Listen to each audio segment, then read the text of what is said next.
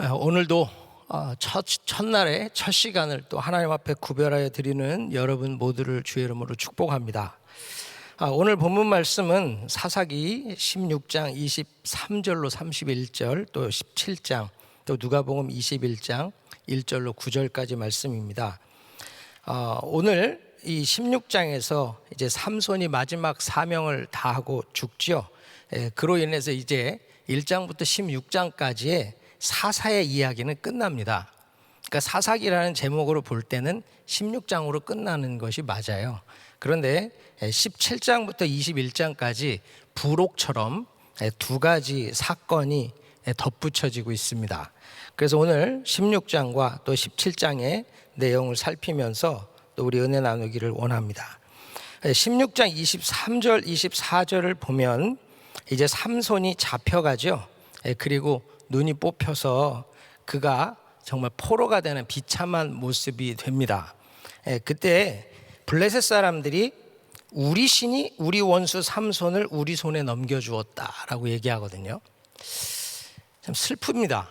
왜냐하면 이스라엘이 늘 하던 말이잖아요. 여호와께서 대적을 우리 손에 넘겨주셨다. 근데 지금 반대가 됐단 말이죠. 다곤에게 큰 제사를 드리고 즐거워해요.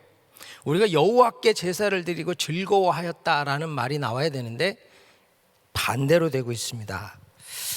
여러분, 교회나 성도가 하나님의 뜻을 따라 살지 못하면 이렇게 되는 거예요.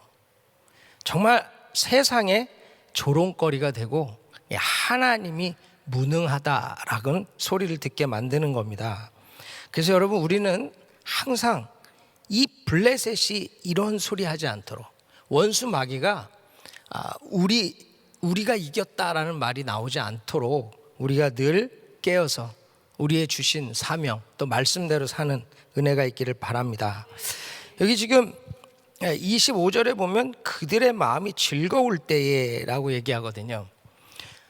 블레셋이 너무 즐거운 거예요. 이 원수 삼손을 잡았으니까 얼마나 신나겠어요? 마귀가 신나하는 걸 보면 안 됩니다. 진짜 이거는 우리가 이러한 모습이 있을 때 우리 안에 거룩한 분노가 있어야 돼요. 하나님을 믿는 사람들이 대적의 손에 조롱거리가 되고 이렇게 대적이 즐거워하는 대상이 된다는 건 슬픈 일이잖아요. 그래서 여러분, 오늘 본문을 읽으면서는 우리는 한편으로는 결단을 하셔야 됩니다. 내가 지금 마귀가 나를 보고 웃고 있진 않는가? 아무개 집사 신난다. 내 밥이다 아주. 내가 원하는 대로 재주 부리며 산다. 이런 소리를 들을 수 있다는 거예요. 이건 뭐 성도님들 말이 아니에요. 목사도 똑같습니다.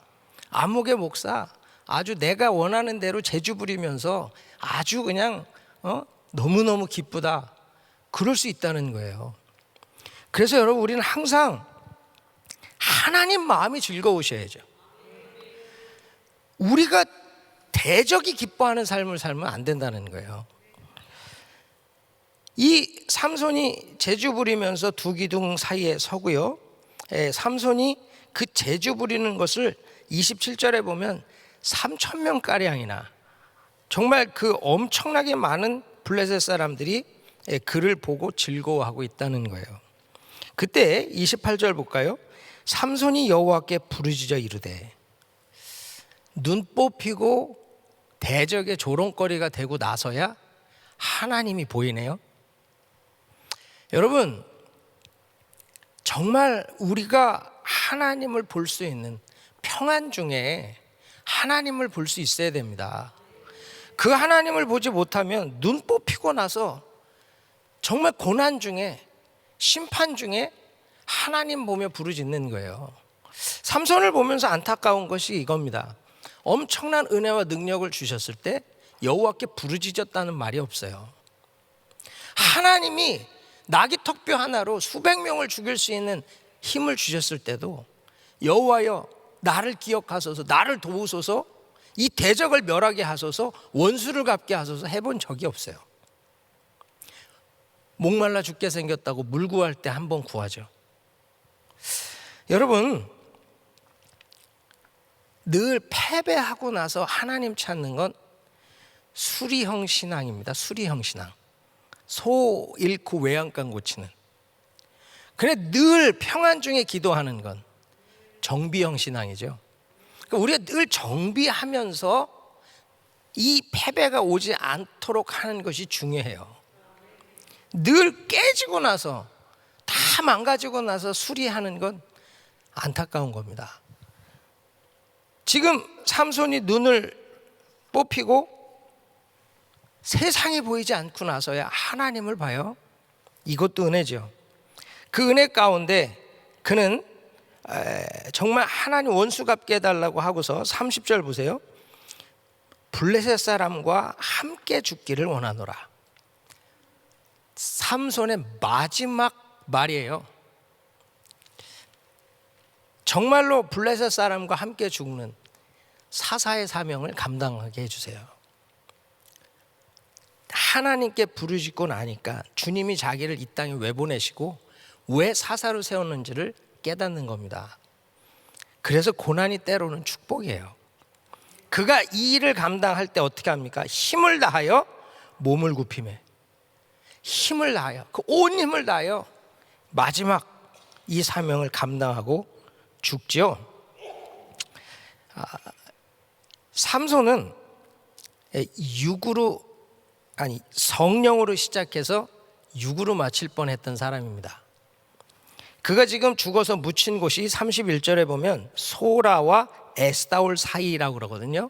이 소라와 에스다올이 어디냐면 사사기 13장 24절로 25절에 이 삼손에게 여호와의 영이 처음으로 임하고 여호와의 영이 움직였던 곳이에요. 그 성경은 삼손이 성령으로 시작해서 성령으로 마친 사람으로 마무리하고 있습니다. 그래서 그를 이 히브리서에서 믿음의 선진들을 기록하는 그곳에 기록이 될 수 있는 거죠. 여러분, 우리는 살다 보면 실패할 수 있어요. 성령으로 시작했다 육으로 마칠 것 같은 그 순간을 맞기도 합니다. 그러나 그때 다시 돌이키고 다시 성령의 사람이 되고 다시 사명을 감당할 수 있으면 우리는 승리함으로 마치는 거예요. 마침표를 어떻게 찍느냐가 참 중요한 겁니다. 아무리 성령으로 살다가 아무리 큰 일을 했어도 마지막을 육체로 끝나면 육체로 끝난 거예요. 중간에 고비가 있고 위기가 있고 실패가 있어도 돌이키고 마지막을 성령으로 끝내면 삼손과 같이 믿음의 선진의 이름에 기록될 수 있는 겁니다. 저와 여러분 모두가 오늘 내가 정말 성령으로 시작해서 육체로 마치고 있는가, 아니면 다시 성령을 향하여 그 은혜를 향하여 나가고 있는가 돌아보는 시간 되길 바랍니다. 17장은 이 미가의 집에서 일어나는 마지막 때 이 타락한 종교인들의 모습을 보여주고 있어요. 이 미가라는 이름의 뜻은 여호와 같은 자 누구인가 그런 뜻이거든요. 여호와 같은 사람은 없다. 이 세상에 여호와 같은 자는 없다. 오직 유일한 우리 여호와만이 여호와다. 막 기대를 갖게 하는데 이름대로 살질 못해요. 이름대로 살질 못해. 그래서 정말 말도 안 되는 일을 하거든요. 어떤 분이 그런 농담을 하더라고요. 은혜교회에 은혜가 없고 사랑의 교회에 사랑이 없대요. 여러분, 이게 이름대로 살아야 은혜교회 은혜가 넘쳐야죠. 저는 은혜교회 은혜가 넘친다고 믿습니다. 제가 막 이 코로나 팬데믹 상황에 이 뜨거운 날씨에 주일날 텐트를 쳐놓고 정원에 하루 종일 있는 모습들을 보면 감동이 돼. 건물 쓸 때는 에어컨 안 나온다고 막 그러시던 분들이 정원에서도 지금 기뻐하시더라고요. 은혜가 없이 그게 가능합니까? 그렇잖아요. 은혜 없이 더워 죽겠는데 거기 왜 모여요? 은혜가 있으니까 모이는 거죠. 그래서 우린 은혜교회라는 그 이름이, 역시 은혜교회는 은혜가 넘친다. 이름대로 살아야 돼. 이름대로. 미가가 이름대로 살지를 못하죠. 그가 은 1,100개를 그 어머니가 잃어버렸더니 저주해요. 그때 아들이 또 그 저주 소리를 듣고 찝찝한가 봐. 엄마 내가 훔쳤어요 이러고 갖다 줘. 또 여기 은 1,100을 잃어버렸다. 이게 잃어버린 것은 분실이 아니고요, 히브리 원어를 보면 이건 도난당한 거예요. 그러니까 아들이 엄마 거 훔친 거예요. 그러니까 저주다 받을 것 같아. 그러니까 다시 갖다 줘. 그랬더니 엄마는 야단도 안 쳐요, 권면도 안 해. 여호와께 복받기를 원하노라. 망할 징조가 보이는 집안이죠. 자녀가 잘못했으면 야단을 쳐야죠. 여호와께 복받기를 원한대요. 그리고는 그걸 갖고 뭐 해요? 신상을 새기고 신상을 만들어서 어떻게 한다고요? 3절 보세요. 이 은을 여호와께 거룩히 드리노라. 아니, 신을 만들어서 여호와께 드린대요. 은을 헌금하는 게 아니라 신을 새겨서. 하나님 원하시는 겁니까? 아니잖아요. 하나님은 우상 섬기지 말라 그랬어요. 그런데 우상을 만들어 여호와께 드린다? 무슨 일이든 하나님 기뻐하시는 게 아니잖아요. 내가 은을 드린다고 하나님 기뻐하시는 게 아니라고요.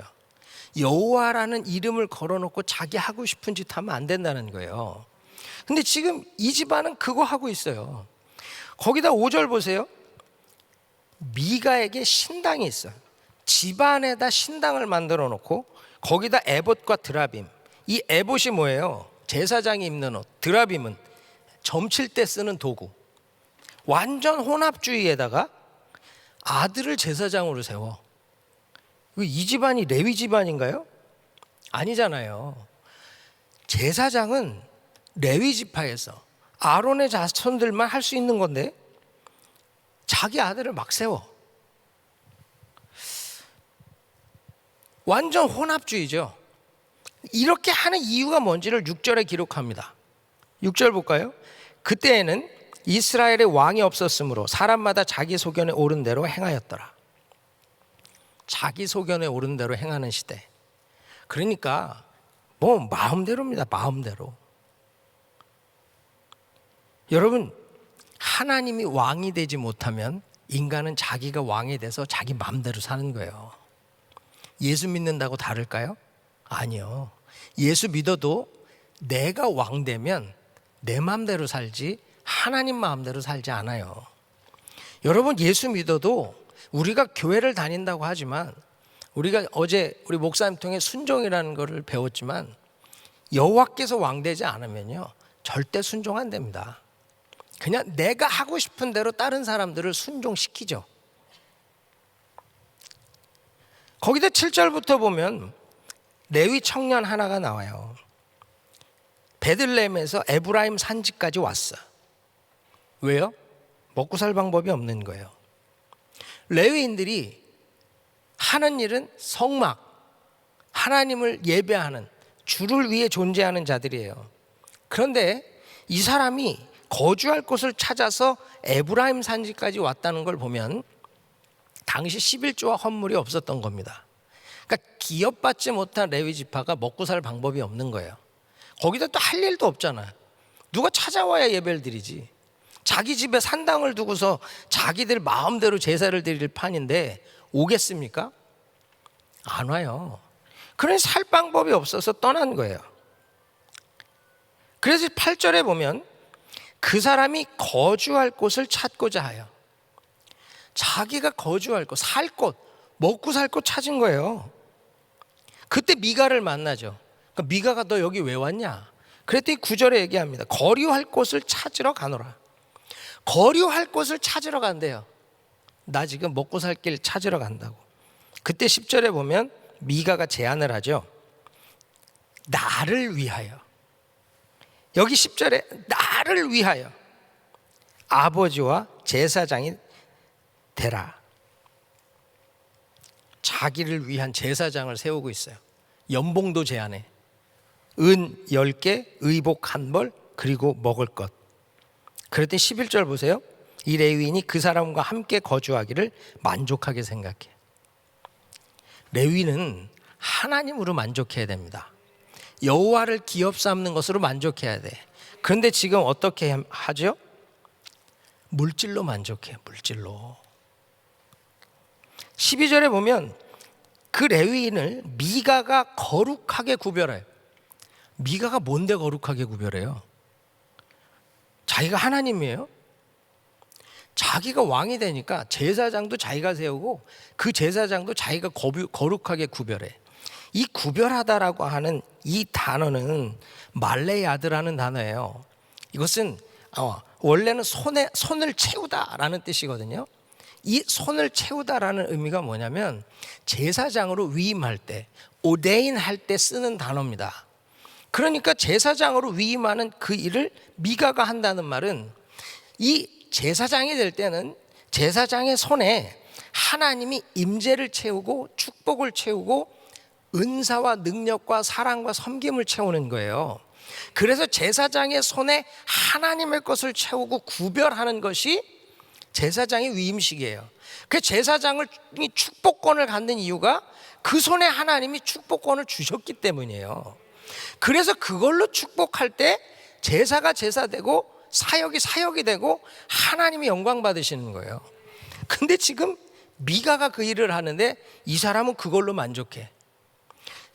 세상의 물질로 사명 감당할 수 있다고 착각하는 겁니다. 여러분, 지금 이 시대가 이렇게 돼가고 있어요. 참 두려운 겁니다. 교회가 목사를 직원으로 채용하는 게 아니거든요. 목사들은 성도님들의 11조와 헌물로 살아요. 그렇지만 그건 하나님이 저희에게 주신 기업이고 저희는 하나님의 종이거든요. 그런데 어느 순간부터 목사들을 뽑기 시작해요. 말은 청빙입니다. 청하여 모시는 건데 청하여 모시는 교회가 많지 않아요. 원서 내라는 거예요. 그럼 그 중에서 내가 내 마음에 드는 사람 뽑겠다는 거예요. 여러분, 이게 지금 사사기에 있는 모습이 지금 그대로 이 시대에도 똑같이 일어나요. 그 교회가 내 사명지냐, 내가 정말 목숨을 걸고 할 일이냐가 아니라 먹고 살만한가, 은 10개, 의복 1벌, 먹을 것 주나. 목사들도 이렇게 접근하면 안 되고 성도님들도 그렇게 접근하면 안 되거든요. 이게 지금 사사기의 어려움이 지금 이 시대에도 동일하게 일어나지 않는가. 그러면 여러분, 우리는요, 서로가 하나님이 원하시는 분, 하나님이 원하시는 사람, 그분을 하나님이 기름 부어 세우시나, 이걸 보셔야 돼요. 그게 교회가 교회됨이고, 그래야 복음이 복음될 수 있는 거예요. 누가복음 21장을 보면 예수님께서 눈을 들어 부자들이 헌금함에 헌금 넣는 것을 보십니다. 그리고 과부의 2렙돈을 넣는 걸 보세요. 예수님이 헌금 넣는 것을 보시죠. 근데 우린 그래서 여기서 늘 헌금에 대한 자세를 늘 강조합니다. 생활비 전부를 넣는 이 과부의 모습을 우리는 닮아야 된다. 그것도 맞아요. 분명히 그 자세도 필요해. 그러나 더 중요한 건 자세가 어디서부터 나왔나, 이 과부의 가치관을 봐야 된다는 거예요.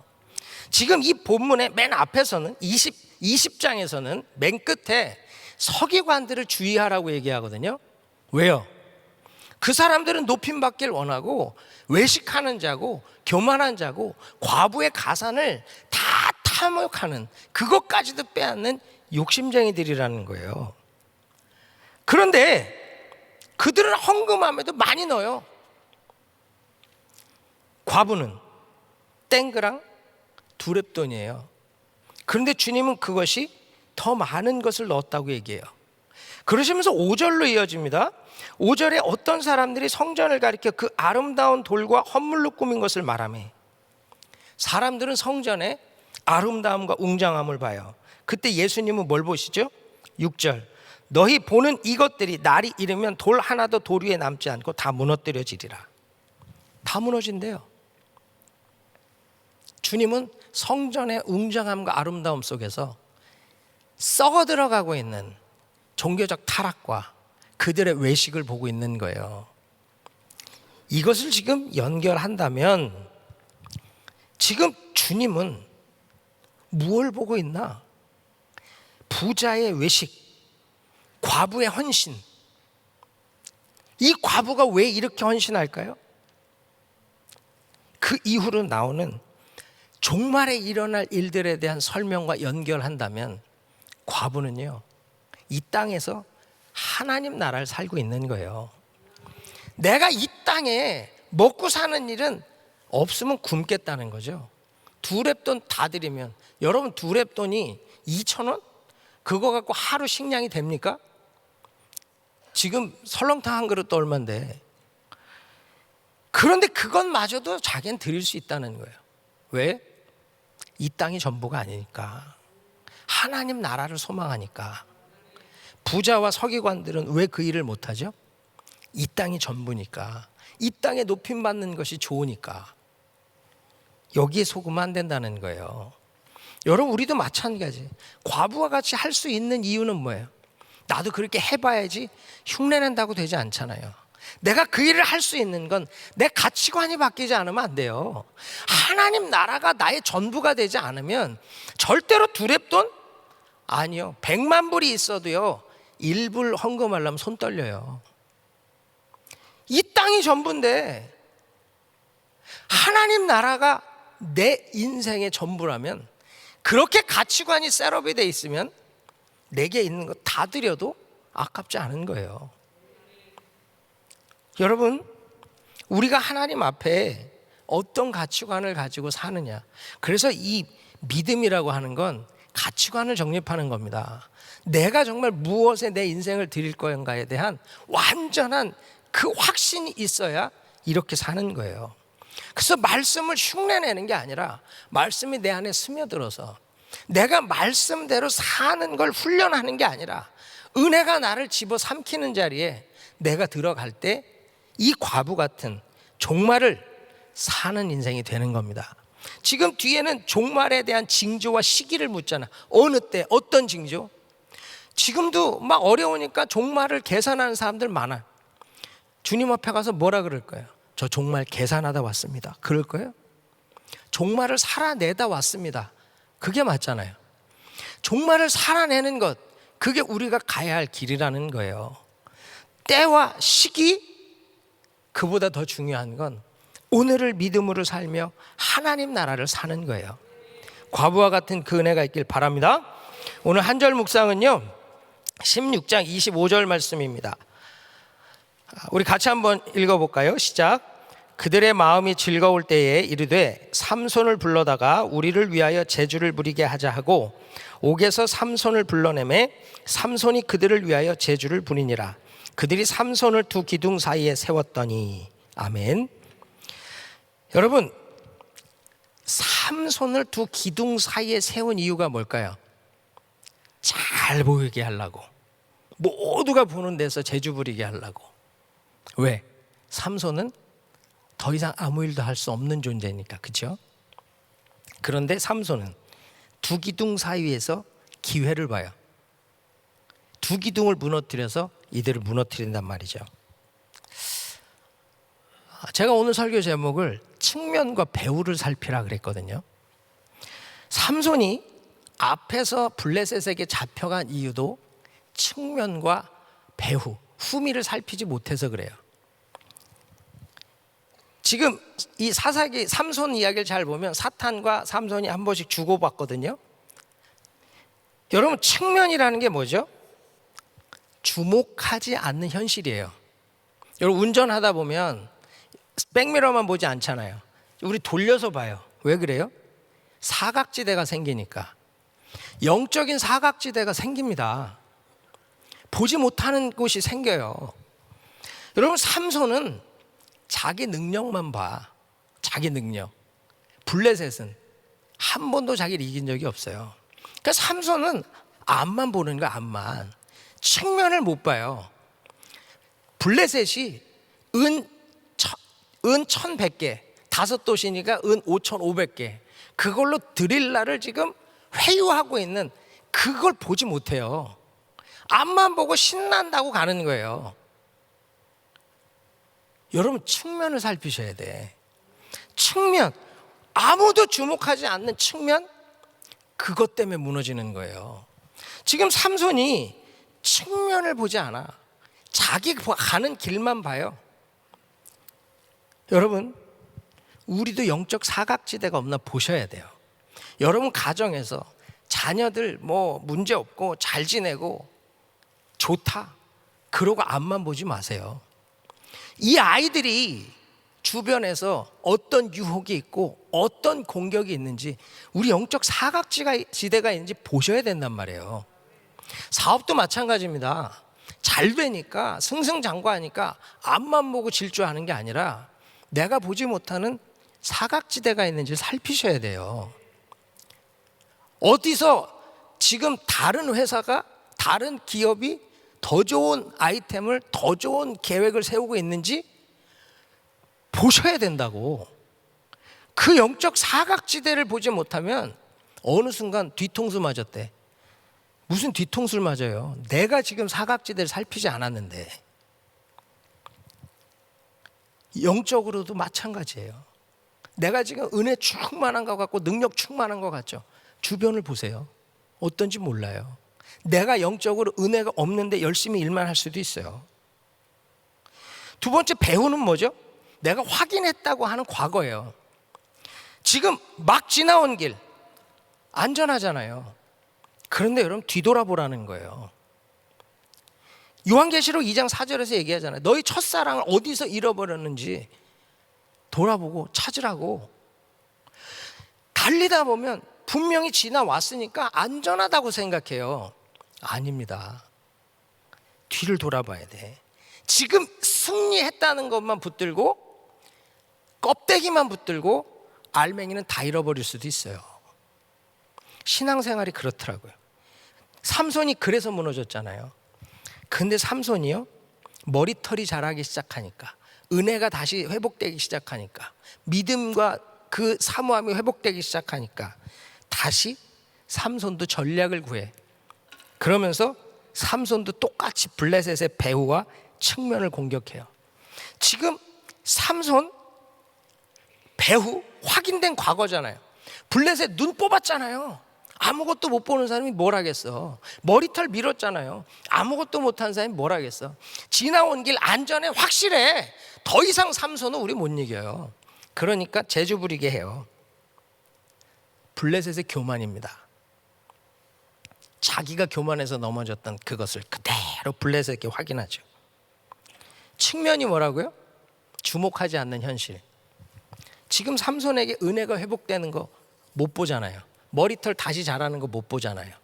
그리고 그가 하나님께 기도하는 사람이 됐다는 거 못 보잖아요. 여호와께 부르짖는 자가 된 걸 못 봐요. 그 사각지대 때문에 블레셋도 무너지는 거예요. 여러분, 우리가 대적과 늘 이런 싸움 가운데 있다는 걸 기억하셔야 돼요. 원수 마귀가 우리의 측면을 공격해요. 사각지대를 공격하고, 원수가 우리의 뒤에서 우리가 안전하다고 하는 그것을 공격해요. 그래서 우리가 지잖아요. 졌을 때 우리도 똑같아. 그들이 우리를 보고 기뻐할 그때 우린 다시 은혜를 키우는 거예요. 여호와를 의지하는 걸 키우는 거예요. 기도하는 걸 키우는 거예요. 그리고 삼손처럼 온 힘을 다해서 한 방에 날려버리는 거예요. 저는 이 말씀을 보면서 갑자기 막 은혜가 되더라고. 은혜교회가 이렇게 힘을 모아 한 방에 날려버리고 하나님 나라가 임하는 것을 봐야겠다. 여러분, 우리 지금 실패한 분들도 이 자리에 있을 것이고 넘어진 분들도 계실 거예요. 그래서 사단이 여러분을 보면 비웃는 사람들도 있을지 몰라. 그때 우리는 조용히 원수 마귀의 측면과 배후를 공격할 준비를 합시다. 그 하나님으로 힘을 다해 원수 갚자고요. 이게 어떻게 나를 무너뜨렸나. 억울해 울고 있지만 마시고 치밀히 전략 세우고 그의 측면과 배후를 공략해서 원수 마귀 이기고 하나님의 승리와 영광을 선포하는 저와 여러분 되길 축원합니다. 기도하겠습니다. 좋으신 아버지 하나님 감사합니다. 오늘 부족한 종 세우셔서 또 주의 말씀 증거케 하시니 감사합니다. 하나님의 말씀을 묵상하며 우리 성도님들 각자에게 주시는 말씀을 마음에 붙들고 새기게 하시고 그 말씀으로 승리하며 주님께 영광 돌리게 하여 주시옵소서. 하나님, 원수 마귀는 언제나 우리의 청명과 배후를 공격합니다. 주여 깨어있어 근신하여 영적 사각지대를 분별하고 우리의 지나온 그 길에 교만함과 사랑이 아버지 하나님 잃어버려지지 않는가 돌아보게 하시고 하나님 앞에 다시 일어서 승리하는 종들 되게 주옵소서. 오늘 하나님 실패했을지라도 부르짖고 은혜를 구하는 종들에게 은혜가 회복되어지게 하시고 부르짖고 주를 구하는 자에게 승리를 경험케 하여 주옵소서. 예수님의 이름으로 감사하며 기도하옵나이다. 아멘. 우리 말씀 생각하시면서 모든 상황 속에서 같이 찬양 드립니다.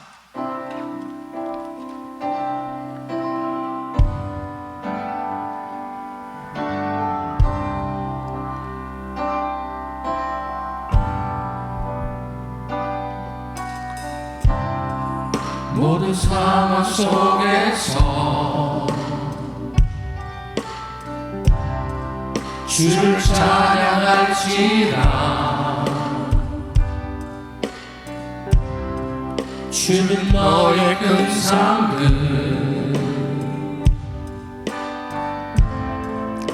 큰 도움이시라. 주의 얼굴 구할 때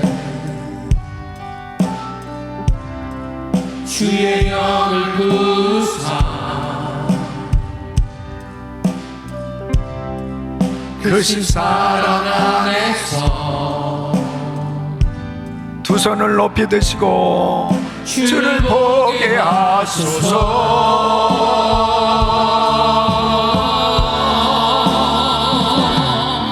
내 영혼이 확정되고 확정되어 싸우니 믿음의 눈으로 주를 바라봅니다. 내 영혼이 확정되고 확정되어 싸우니 믿음의 눈으로 주를 바라봅니다. 찬양할 때 할렐루야. 주를 찬양할 때 주의 나라 이미 임했네. 주의 영원한 나라 보게 하소서. 주를 찬양할 때 주의 나라 이미 임했네. 주의 영원한 나라 보게 하소서.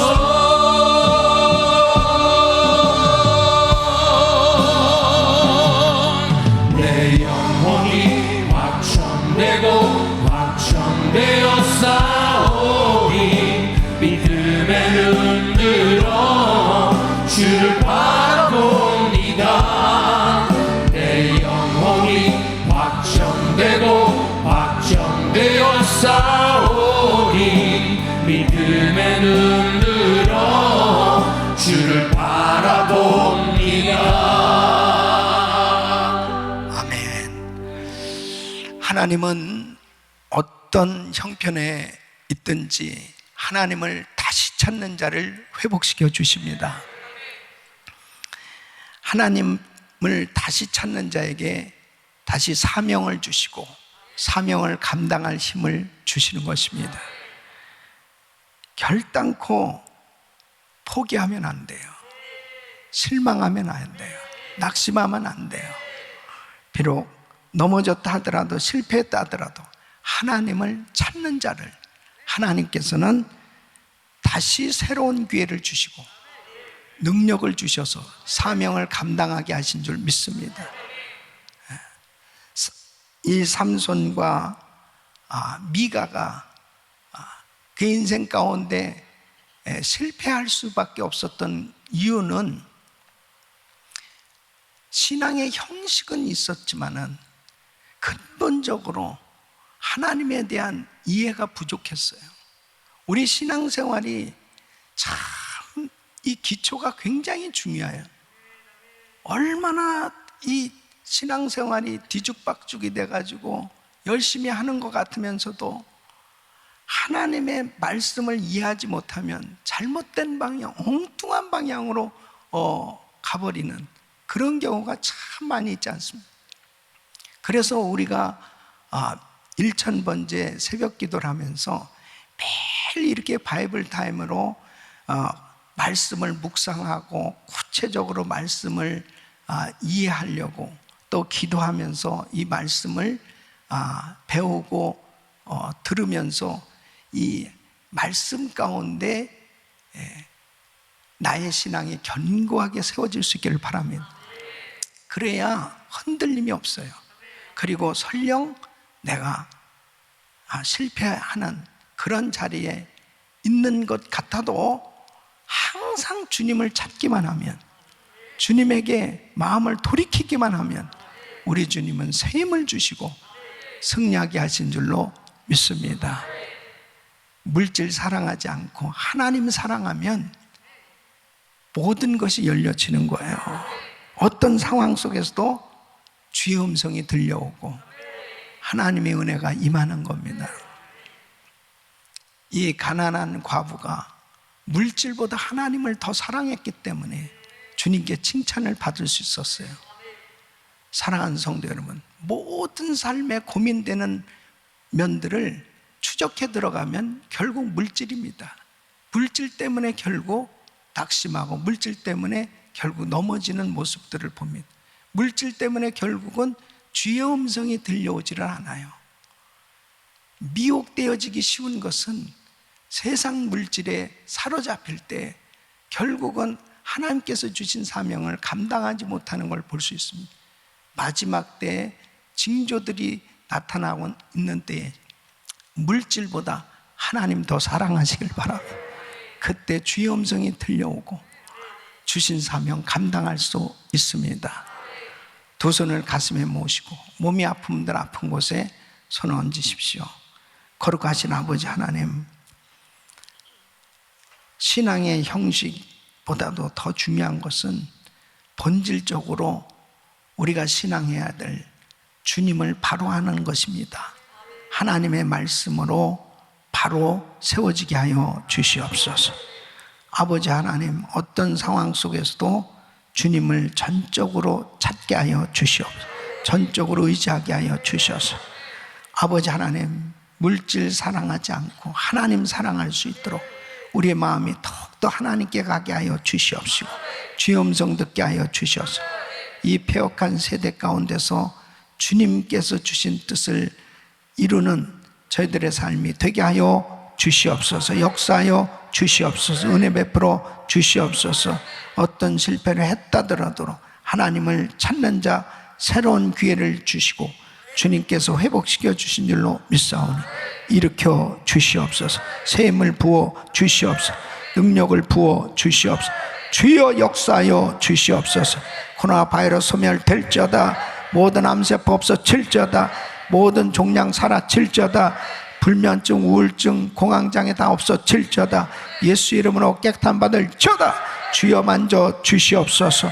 아버지, 오늘도 주님 앞에 믿음으로 부르짖고 간구할 때 다시 그 손을 잡아 일으켜 주시고 회복시켜 주시옵소서. 새로운 기회를 잡고 승리할 수 있도록 도와 주시옵소서. 아버지의 영광을 보게 하여 주시옵소서. 이제는 우리 주 예수 그리스도의 은혜와 우리 하나님 아버지의 그 무한하신 사랑과 성령님의 감동감화 교통 충만하신 은총이 어떤 상황 속에서도 하나님께서 우리에게 새로운 힘과 기회를 주시는 것을 믿고 부르짖기를 소원하며 또 주님 앞에 믿음으로 나가는 모든 성도들 머리 위에 이제로부터 영원토록 함께 있을지어다. 아멘.